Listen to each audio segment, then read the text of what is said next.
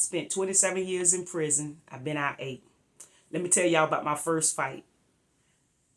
I want y'all to know that the women prison is just as rough as the men prison.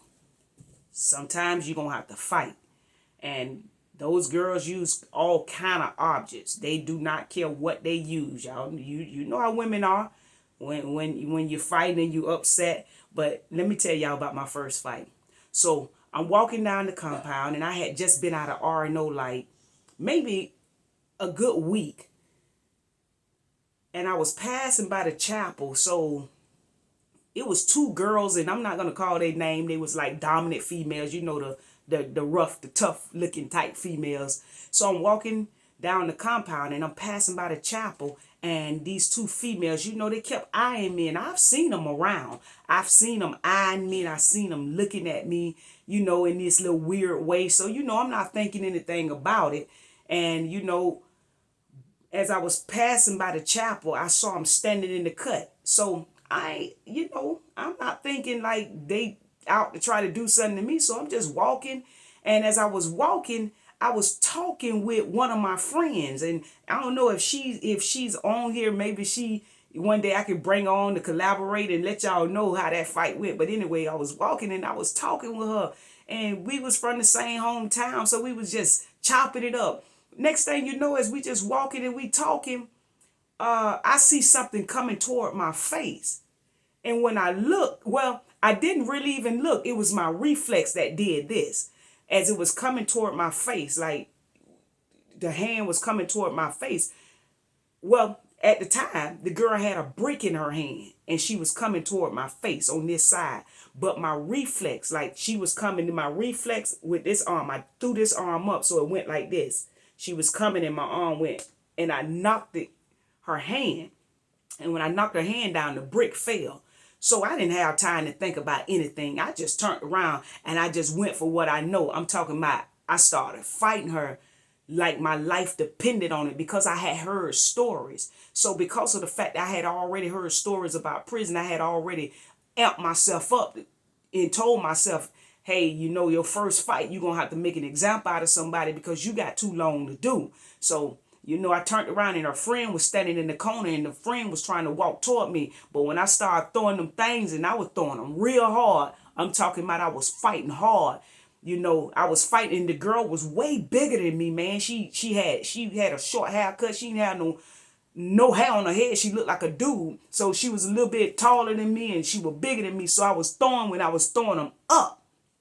So I messed around and I caught her good. I dropped her. I caught her right there and I dropped her. When I dropped her, you know, she went to her knees and she started like trying to pull my shirt. And then that's when she went inside, trying to go inside her pocket. I don't know what she had in her pocket, but I ain't let her get there because I like grabbed her shirt, twisted round, and just started hitting her. When I hit her, she started like dazing out. She couldn't keep up with me. She started dazing out. So I know the friend was supposed to jump in because the friend tried to come close to the fight. But the friend wound up, she looked and she saw that I wasn't nothing to be reckoned with. So the friend turned around and she left. But anyway, so they came, they broke the fight up. And I remember that, you know, I left. I jogged off and I went to the dorm because my whole shirt was bloody. So I went to change my shirt at the dorm.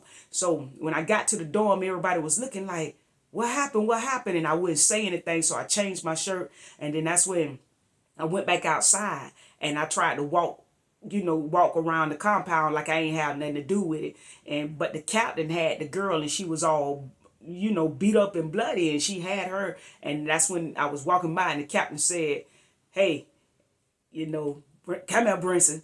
And she called my name. So I was like, yes, ma'am. She was like, where you just came from? And I said, I was at my dorm. So anyway, she still cuffed me. She took me inside the captain's office. I guess a lot of people came forward and say that me and the girl had fought or whatever, but then she put me in confinement. So when she put me in the confinement, she came and she got her statement from it. And I told her, she's like, tell me the truth.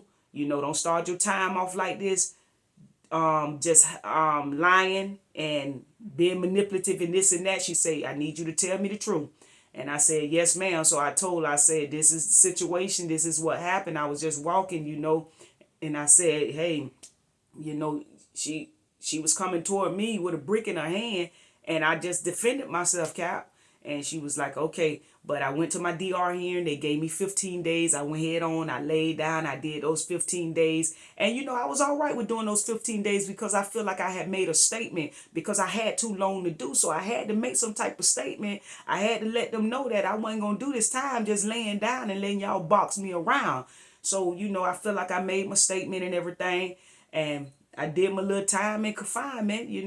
I did my 15 days. I got out. And when I got out, I went and got my little property, went on to the dorm. And when I got out, a lot of her friends was eyeing me, little dominant female, little boy looking girls. They was eyeing me like, sizing me up. But, I wasn't on all that because I know that, they had good sense. They know I had them beat your friend, the leader of the pack. Because, when the head fall, the body, you get that head, that body gonna fall. And I knew that she was the head. At the time I didn't. I was just defending myself. But when I learned that she was the head, I knew the body would come up under control.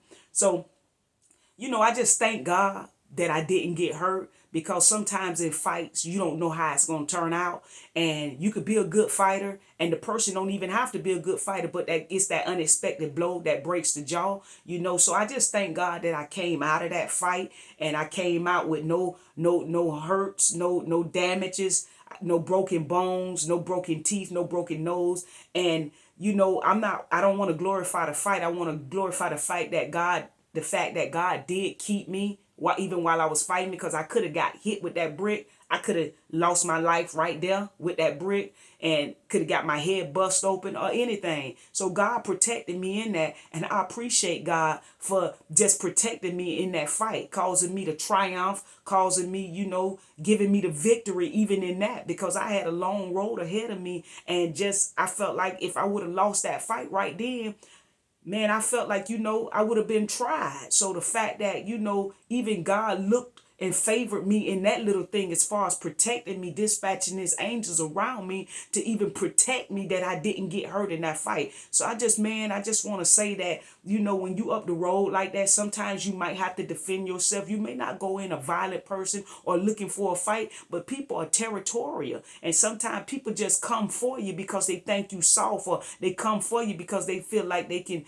get little brownie points, like you the weakest link or something, and they beat you, and make them look good and all that. But hey, if you ever a time that you in a situation in or out, you do everything you can to avoid that fight. Yeah, do everything you can. Like the Bible tells you, as much as possible, seek and pursue peace with all men. But if it come to the point that you ever have to defend yourself, then man, listen, fight like you fighting for your life. You know what I'm saying? Because you don't want to get hurt, and at the same time you really don't want to hurt nobody. But if you get put in that situation, sometimes you just have to do what you have to do. You have to defend yourself. So I just want to say, I just thank God that he kept me in that fight. He brought me through it, and that was part of what helped me to get through my prison time, because one of the things they knew was not to run up on them. Just don't run up on them. Of course, people come, people go. So at some point in time, you still got to defend yourself at some point, because the people that know you, that as defending yourself, they going to go home one day, and I'm going to still be there doing time. So there was times I had to defend myself in other situations because new people come. Like I say, people come, people go. It's a revolving door. And the people that really know you and know you well, they go home. Then you got to deal with this new crew, and you got to defend yourself with them.